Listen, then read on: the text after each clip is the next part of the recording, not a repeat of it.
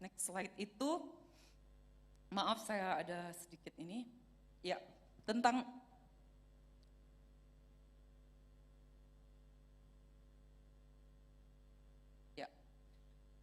peranan Roh Kudus, ya.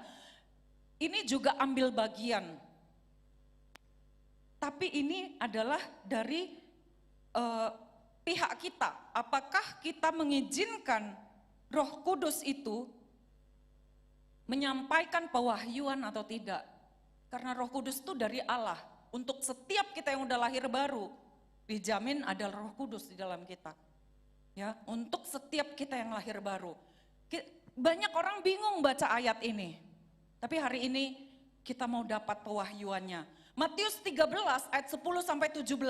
Maka datanglah, ini masih tentang benih yang ditabur. Ini masih tentang perumpamaan 4 jenis tanah. Ini masih tentang perumpamaan yang sama yang Yesus ceritakan. Tapi saya ambil dari Matius 13, bukan dari Markus 4 ya. Itu pasal yang sama, menceritakan hal yang sama, oke?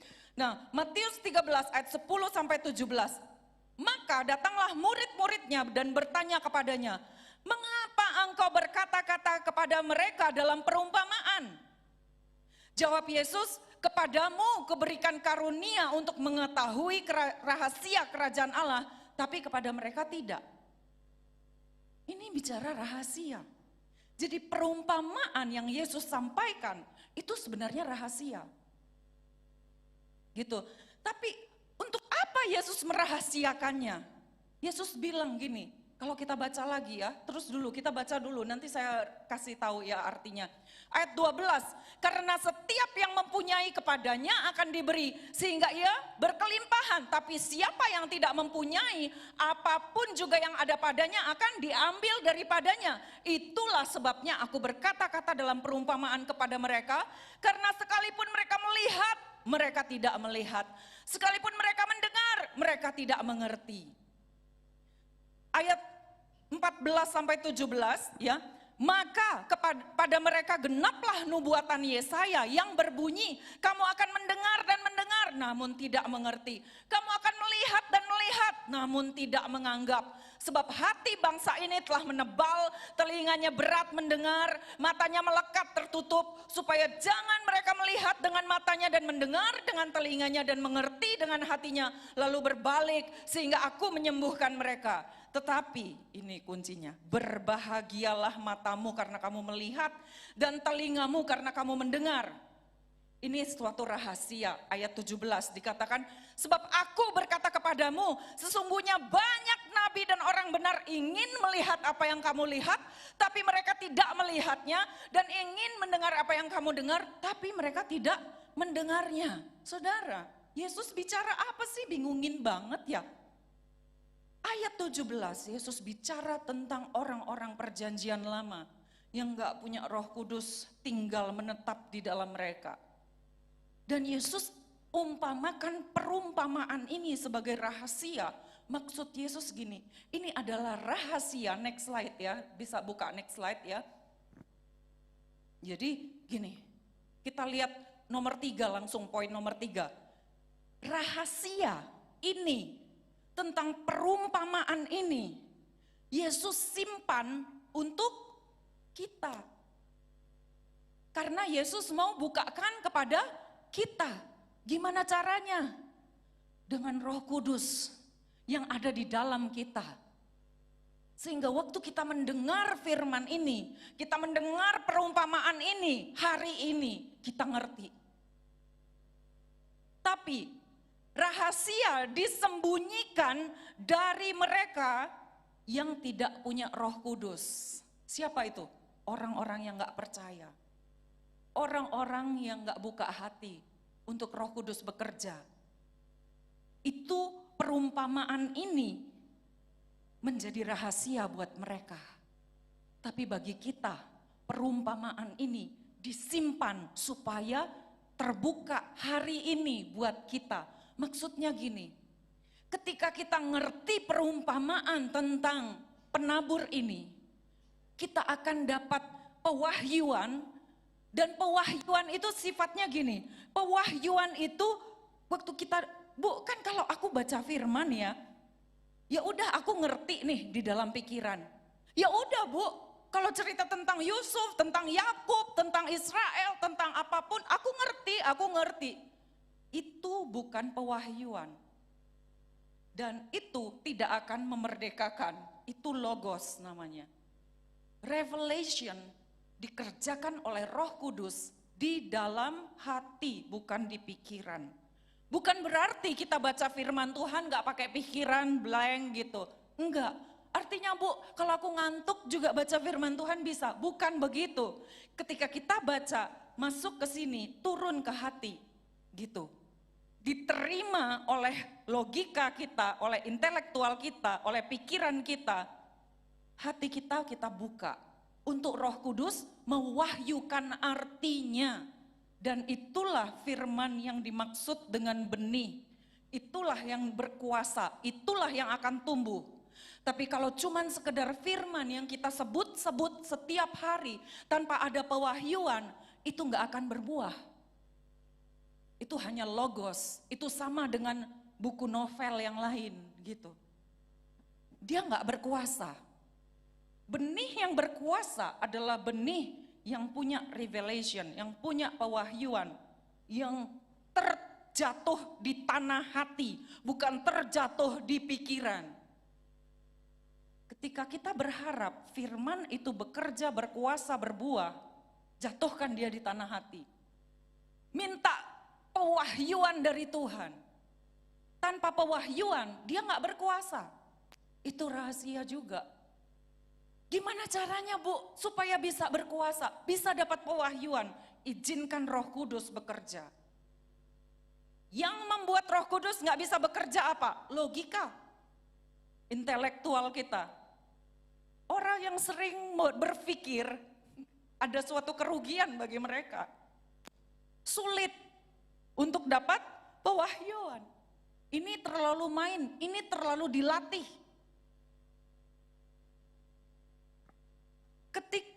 Pokoknya pewahyuan hanya terjadi di hati, bukan di pikiran. Itu ingat ya.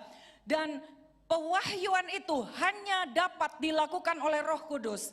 Itu sebabnya penting bagi kita untuk dibaptis di dalam Roh Kudus dan memiliki tanda-tanda berbahasa roh.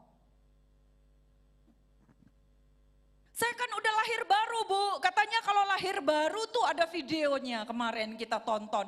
Lahir baru roh Allah di dalam saya, ngapain lagi harus dibaptis Roh Kudus? Betul saudara, ketika kita lahir baru ada roh Allah di dalam kita, betul. Tetapi ketika kita enggak aktifkan dia, dengan iman kita bekerja sama, dengan baptisan Roh Kudus yang kita terima, dengan tanda-tanda orang percaya berbahasa-bahasa yang baru.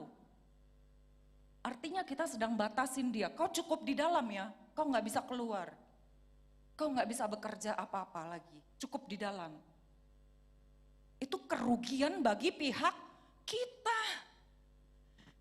Kenapa? Karena akhirnya kita akan terbatas pada pewahyuan-pewahyuan tertentu saja. Ketika logika kita sedang main, perasaan emosi kita sedang berkecamuk, kita jadi ngikutin perasaan dan emosi. Karena apa? Karena belum baptisan Roh Kudus, karena Roh Kudus enggak diaktifkan dengan perkataan-perkataan iman, bahasa-bahasa yang baru. Jadi akhirnya Roh Kudus mau kasih revelation, mau kasih pewahyuan, mau kasih kuasa untuk benih itu bekerja terbatas. Kita yang rugi, ya pihak kita rugi di sini. 1 Korintus 2 ayat 14 katakan, tetapi manusia duniawi tidak menerima apa yang berasal dari Allah karena hal itu baginya adalah suatu kebodohan. Dan ia tidak dapat memahaminya sebab hal itu hanya dinilai secara rohani. Penilaian rohani, maksudnya pemahaman rohani hanya diperoleh dari Roh Kudus. rema yang namanya pewahyuan hanya diperoleh dari Roh Kudus. Sebab tadi kita balik ke slide sebelumnya, dikatakan ayat 17, sebab aku berkata kepadamu sesungguhnya banyak nabi, orang-orang benar, ingin melihat apa yang kamu lihat, tapi tidak melihatnya, ingin mendengar apa yang kamu dengar, tapi tidak mendengarnya. Mereka nggak ngerti, mereka nggak paham, karena Roh Kudus datang dan pergi dari mereka. Mereka nggak aktivasikan kalau Allah nggak mengurapi mereka untuk suatu penugasan. Nggak bisa. Tapi kita orang-orang perjanjian baru, Tuhan bilang, rahasia itu aku simpan untuk aku bukakan kepada kamu melalui Roh Kudus. Supaya firman itu berkuasa, tumbuh, berbuah, digenapi di dalam hidupmu, terjadi seturut dengan integritasnya. Itulah keuntungan kita perjanjian baru, luar biasa. Kalau kita sia-siakan, artinya kita rugi bandar, ya. Terus tadi itu peranan Roh Kudus kita udah tahu di dalam integritas firman Allah itu sangat berperan Roh Kudus itu. Selain daripada benih, Roh Kudus berperan. Yang belum terima baptisan Roh Kudus, terima. Pemahaman ini membukakan kita pentingnya baptisan Roh Kudus, ya. Ada 4 jenis tanah. Ini next slide ya. Next slide. Ya, ada 4 jenis tanah. Kita tahu, kita pernah baca baik di Markus 4, di Matius 13, di Lukas 8, ada tanah pinggir jalan, ada tanah berbatu, ada tanah semak duri, ada tanah yang baik. Nah, ini orang-orang rebut-rebutan nih jadi tanah yang baik. Next slide. Dari keempat jenis tanah ini, ada sesuatu pewahyuan, ya, pemahaman yang kita terima. Bukan cuman, oh Yesus cerita 4 jenis tanah, oh ya udah kalau gitu. Udah ngerti kan, Yesus sudah beritahu. Sesuatu yang sebenarnya Yesus bukakan, rahasia.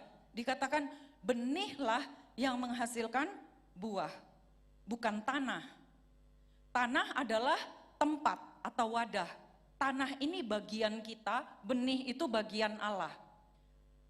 Yesus memberikan gambaran, ilustrasi, perumpamaan tentang 4 jenis tanah. Maksud Tuhan gini, dari semua orang yang mendengarkan firman, hanya 1/4 yang dapat pewahyuan.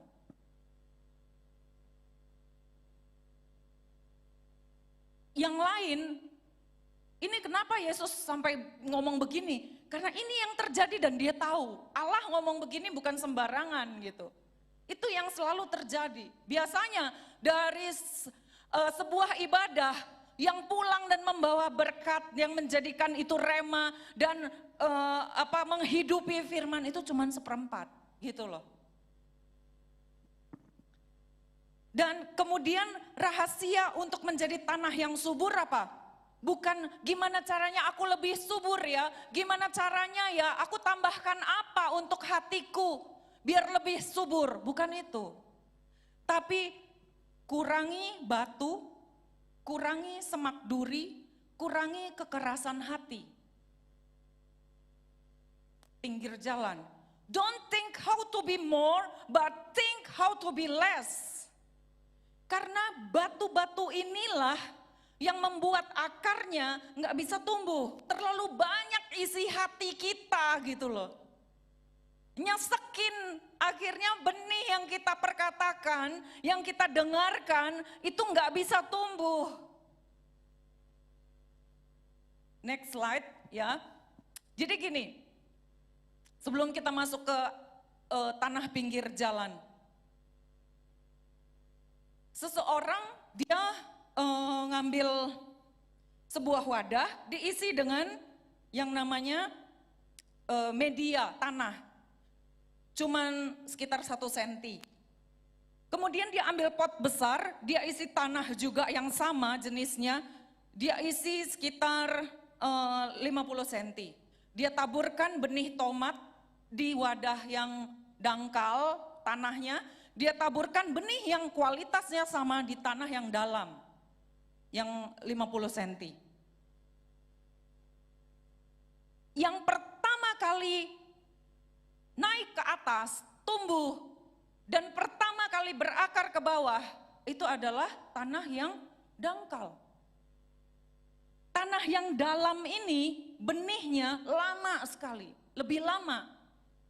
Tapi kemudian ada satu stage, satu waktu di mana di mana benih yang tanahnya dangkal itu bertumbuh ke atas dengan cepat, dan kemudian ada satu waktu dia menjadi pucat warnanya, layu, mati. Tapi benih yang di tanah dalam itu dia memang lambat. Pertama-tama dia tumbuhkan akar ke bawah. Tapi kemudian ketika dia tumbuh ke atas, dia kuat. Sampai dia masih kecil aja udah berbuah lebat, sampai harus disanggah dengan berbagai tongkat-tongkat untuk bisa dia naik ke atas. Seringkali kita itu berharap ya, kalau bisa secepatnya. Manusia selalu ingin hasil yang cepat gitu. Tapi sebenarnya prinsip firman Allah, benih yang tertanam di tanah yang dalam, itu yang akan menghasilkan buah. Tapi yang di tanah dangkal, karena akarnya hanya sedikit pendek, dia nggak sampai kepada stage melahirkan buah, dia mati. Ya, jadi penting sekali pertumbuhan akar. Dan pertumbuhan akar adalah membutuhkan waktu yang paling lama. Pertumbuhan ke atas dibandingkan pertumbuhan ke bawah itu 3 kali lipat dari pertumbuhan ke atas. Itu yang terjadi selalu. Jadi apa sih Bu pertumbuhan, kenapa harus dijelaskan? Akar bicara tentang proses. Akar bicara tentang preparation time. Yang gak bisa dihindarkan. Kalau kita mau masuk di dalam penggenapan rencana Allah, kita harus punya preparation time. Tanah pinggir jalan, ini apa yang terjadi? Matius 13 ayat 19 katakan, karena setiap orang yang mendengar firman tentang kerajaan sorga, tetapi tidak mengertinya, datanglah si jahat, merampas yang ditaburkan dalam hati orang itu. Itulah benih yang ditaburkan di pinggir jalan. Prinsip gini, benih dicuri oleh iblis, firman dicuri oleh iblis, pewahyuan dicuri oleh iblis kalau tidak mengerti. Percuma baca kejar-kejaran Bible Reading Family BRF kalau enggak ngerti. Karena ketika kita taburkan dengan perkataan kita tanpa pengertian, dicuri sama iblis. Hanya yang di permukaan tidak berakar, pasti dicuri sama iblis. Jadi gini, itu sebabnya gereja bikin yang namanya kelas junior church, kelas sekolah minggu, kelas youth, kelas dewasa muda, kelas ibadah raya. Itu tujuannya apa? Supaya kita pada taraf usia kita, kematangan cara berpikir kita tetap mengerti firman, memahaminya supaya tidak dicuri oleh iblis. Prinsip dari firman Allah, integritasnya, kalau tidak berakar, dicuri oleh iblis. Kalau tidak dimengerti, dicuri oleh iblis. Kenapa sih iblis harus curi firman Allah? Supaya nggak terjadi dalam hidupmu. Jadi kita harus menyampaikan firman juga ketika kita sampaikan kepada orang yang kita mau layani, kita harus bisa bersesuaian dengan pemahamannya. sesederhana mungkin yang membuat dia mengerti tentang firman. Supaya firman itu nggak dicuri. Prinsip itu. Prinsip firman yang tidak dimengerti pasti dicuri sama iblis. Karena dia tahu kalau sampai dia biarkan, kalau tiba-tiba kamu mengerti tentang firman itu dan terjadi dalam hidupmu, celaka bagi dia. Karena kerjaannya apa? Mencuri, membunuh, membinasakan. Ada seorang yang cerita gini, pembicara hebat, teolog, doktor mau menuju kepada profesor, sedang nyusun penelitian yang hebat, teologi ya. Bicara di tengah-tengah gerejanya, nggak ada satupun orang ngerti. Semua tidak ada yang paham dengan bahasanya, Ibraninya lah,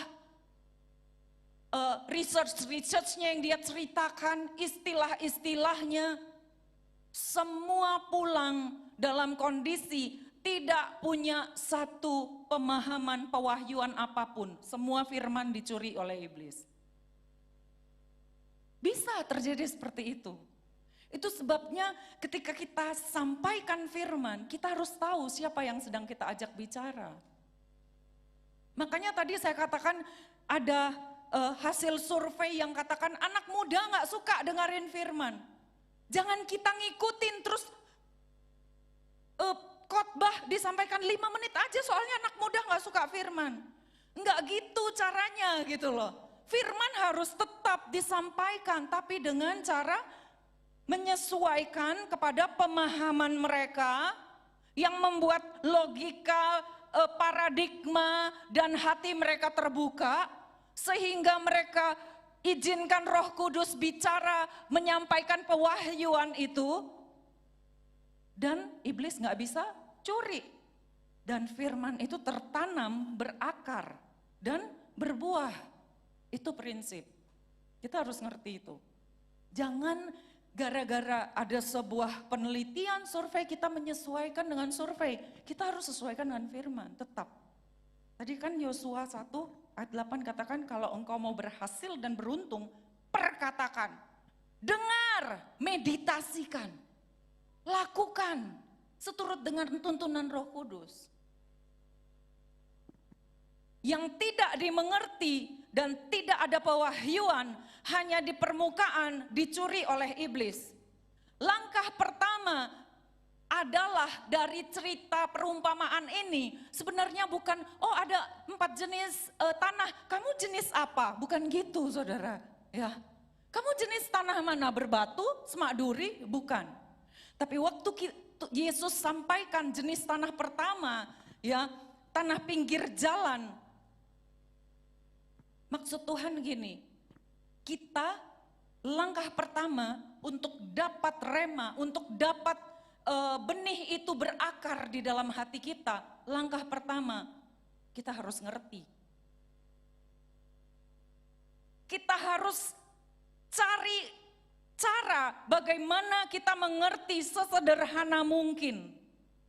Gimana caranya Bu? Siapa yang selevel dengan saya? Saya ini cuma tamat SD, Roh Kudus bisa. Ya, Roh Kudus dalam segala level. Intinya mau terbuka enggak? Mau biarkan dia bekerja enggak? Gitu.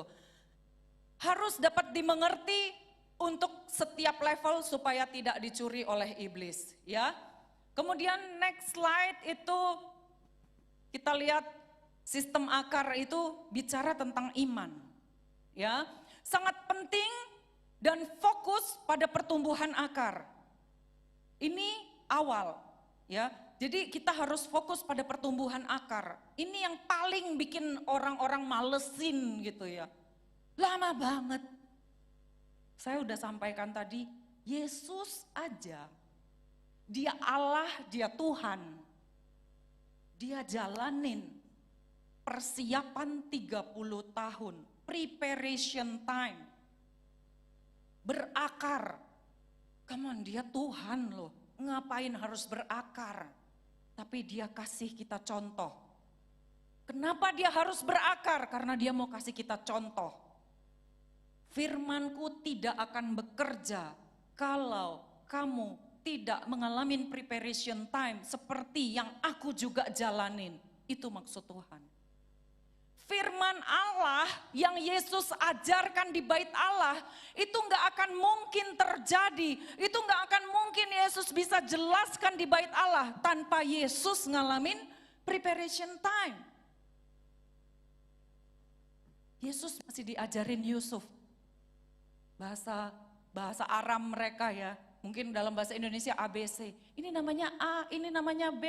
Dia Allah. Tapi dia jalanin mulai dari TK, SD, SMP, SMA. Siapa kita sampai kita nggak mau jalanin preparation time? Pertumbuhan akar itu penting. Untuk apa? Bukan tenang-tenang, Bu, saya lagi preparation time. Tapi nggak lakukan apa-apa. No, yang kita lakukan adalah belajar, meditasikan firman, perkatakan firman, dengarkan, alami pertumbuhan iman. Iman timbul dari pendengaran akan firman Kristus. Ngomong supaya telingamu dengar. Dan ketika kau dengar, imanmu bangkit. Dan ketika Allah bicara, engkau ngerti karena engkau udah belajar. Karena sama seperti gini loh, kita nggak ngerti ya bahasa Rusia ya saat ini. Tapi kalau kita belajar, kita pasti ngerti. Yang paling sering terjadi, Allah selalu bicara sama kita. Kita yang nggak ngerti. Kenapa? Kita nggak belajar bahasanya Allah. Bahasanya Allah itu adalah firman. Ada yang bilang, tapi kan Allah bisa audible. Ya, tapi bagi Allah, yang paling dia prefer untuk bicara sama kita adalah lewat firman. Karena audible itu menyangkut pendengaran. Panca indera itu tidak menyangkut iman. Dan itu bukan integritas Allah, bukan integritas firman-Nya. Kemudian tanaman yang kuat akarnya 3 kali lebih dalam. Tadi sudah saya jelaskan. Waktu persiapan tidak pernah sia-sia. Jadi jangan ngeluh. Aduh, persiapan lagi. Yesus 30 tahun. Yusuf 22 tahun sampai imajinasinya itu terjadi. Daud 15 tahun. Abraham 25 tahun. Musa 40 tahun. Banyak ya saudara ya, jadi jangan kita pikir kita sendirian terus kita mengasihani diri sendiri. Semua orang punya preparation time. Jangan kecil hati. Jangan minta Tuhan pakai hidupmu, tapi siapkan hidupmu untuk dipakai. Ini yang paling sering terjadi dalam doa kita, pakai aku Tuhan. Pakai aku waktu kita cinta mula-mula. Ya memang Tuhan pakai, tapi kamu harus preparation time. Kamu kalau mau dipakai, kamu persiapkan. Tuhan gak akan pakai kalau gak dipersiapkan. Itu integritas firman. Gak mungkin Allah melanggar integritasnya. Yesus aja harus jalani integritas firman. Siapa kita gitu loh. Jangan minta Tuhan pakai hidupmu, tapi siapkan dirimu untuk dipakai Tuhan. Manusia selalu mementingkan hasil, tapi Tuhan mementingkan proses. Jika sistem akar kuat, hasilnya tidak akan terhindarkan. Jangan mikirin kapan ya aku berhasil, kapan aku sukses, kapan aku menggenapi panggilan Tuhan ini. Ketika persiapanmu terjadi dengan baik, sesuai dengan waktunya, nggak usah dipikirin, nggak usah direka-reka, direkayasa, dia otomatis akan tumbuh ke atas. Yang penting akar dulu, fokuskan akar ini preparation time, bicara tentang iman. Jika sistem akar kuat, hasil tidak akan terhindarkan. Miliki pewahyuan sendiri, bukan pewahyuan orang lain. Miliki sistem akar yang kokoh. Dan kemudian, ya sebelum kita tutup, ini adalah bicara tentang tanah yang berbatu. Ya, next slide. Tanah yang berbatu ini Matius 13 ayat 20 sampai 21. Ya. Benih yang ditaburkan di tanah yang berbatu-batu ialah orang yang mendengarkan firman itu dan segera menerimanya dengan gembira, tapi ia tidak berakar dan tahan sebentar saja. Apabila datang penindasan atau penganiayaan karena firman itu, orang itu segera murtad. Saudara, apa sih yang disebut dengan penganiayaan dan penindasan? Kritik, tekanan.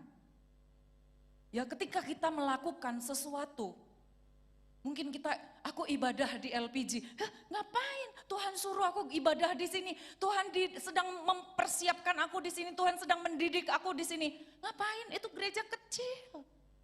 Jelek, nggak usah di situ. Yang sana loh, jemaat banyak, hebat. Saya bukan menuduh-nuduh begitu, bukan membeda-bedakan. Tetapi seringkali ketika kita, ini sebagai contoh aja ya, ketika kita sedang melakukan firman dan panggilan Allah, apa yang dituntun oleh Roh Kudus, selalu ada kritik. Dan biasanya dari orang-orang terdekat, bukan dari orang yang jauh. Itulah yang dinamakan tanah berbatu. Ketika ada penganiayaan, dia cepat tercabut. Karena dia nggak dalam, ya. Akar itu menentukan, sangat menentukan karena itu fokus sama akar ya. Tujuannya padahal penganiayaan itu tujuannya apa? Untuk menyerang firman, supaya firman itu nggak bekerja. Tapi kita kemudian ketika kita mulai dikritik, kita sakit hati, kita defense, mulai bela diri, enggak kok. Ya udah, kalau gitu ya udah aku ikut kamu. Padahal Tuhan sedang prepare dia misalnya di gereja kecil ya, untuk melayani jemaat yang nggak terlalu banyak. Tapi kemudian dicela, dikritik, terus kita jadi minder. Karena apa? Karena insecure, bawa perasaan. Ketahuilah ketika ada orang mengkritik, ketika engkau sedang melakukan firman, tuntunan Roh Kudus, tujuannya bukan dirimu. Tujuan kritik itu apa? Supaya firman bisa dicuri. Supaya firman tidak berakar. Itulah tanah yang berbatu. Ya, jadi setiap ada kritik, jangan langsung sakit hati. Jangan langsung defense. Kita harus tahu itu bukan karena saya, bukan dia karena benci saya, karena dia benci firman yang sedang bekerja di dalam saya. Mungkin itu yang akan saya sampaikan.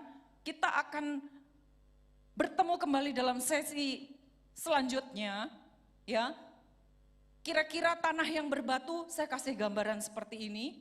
Jadi bisa dibayangkan, paling tidak kalau hari-hari ini ada yang kritik saudara, nggak usah defense, nggak usah bela diri, karena pembelaan bukan bagian kita, itu bagian Tuhan. Fokus sama panggilan Allah, fokus sama tuntunan Roh Kudus. Saya pun mengalami, bukan saudara aja. Waktu saya mulai belajar firman, banyak yang celah saya. Ngapain? Nggak jadi apa-apa. Tapi saya bilang ini saya dituntun sama Roh Kudus. Saya mendaftar itu hari terakhir. Karena tiba-tiba ada telepon dari teman saya yang lama nggak telepon saya bertahun-tahun, tiba-tiba dia telepon saya hanya mau bilang, ada sebuah pengajaran yang membuat dia mendapatkan pewahyuan dan dia disembuhkan dari sakitnya. Dan pengajaran itu tepat hari terakhir pendaftaran untuk masuk sekolah itu. Itu tuntunan Roh Kudus kan? Ya berarti Roh Kudus sedang tuntun saya untuk daftar ke situ. Waktu saya daftar ada banyak sekali tantangan, kritikan dan sebagainya. Nggak mudah. Waktu kita menggenapi panggilan Allah, mendengarkan dan melakukan firman, bukan semudah itu. Akan ada banyak batu-batu, penganiayaan, ketersinggungan, sakit hati, defense. Tapi waktu kita fokus sama itu, kita nggak akan ngalamin apa-apa. Kita nggak akan masuk ke dalam rencana Allah. Kita akan memperpanjang preparation time kita. Dan kita mungkin putus asa di tengah jalan. Ya, saudara, apa yang saya sampaikan menjadi pewahyuan bagi kita semua. Firman ini kita mengerti dan kita berakar, kita sabar, bersahabat dengan waktu dan perkatakan firman. Ya. Bangkitkan iman selama preparation time. Lakukan perubahan. Apa yang firman katakan, apa yang Roh tuntun, lakukan. ya, mau dituntun roh, itu akan mempercepat preparation time-mu. Amin. Yuk kita sama-sama berdoa. Bapa, terima kasih untuk Roh Kudus yang Kau berikan kepada kami. Terima kasih Bapa, sehingga kami boleh mengerti perumpamaan ini. Kami memahaminya, kami mengerti, kami dapat pewahyuan, dan kami percaya firman ini bukan sekedar menjadi apa yang kami dengarkan keluar dari telinga kanan, keluar dari telinga kiri, tetapi firman ini tertanam di dalam hati kami, jatuh di tanah hati kami yang subur. Kami percaya Tuhan, kami dapat menghadapi apapun yang ada di hadapan kami, masuk ke dalam rencana-Mu, dan kami ngalamin preparation time dengan sabar Tuhan, bersama dengan Roh Kudus-Mu, dituntun oleh Roh Kudus-Mu, dan ketika akar iman kami kuat ke bawah, kami percaya secara otomatis kami akan bertumbuh ke atas, mengalami buah-buah yang lebat, berbuah bagi kerajaan Allah, mengalami rancangan Allah di dalam hidup setiap kami. Di dalam nama Tuhan Yesus, semua kita yang percaya sama-sama katakan amin. Tuhan Yesus berkati.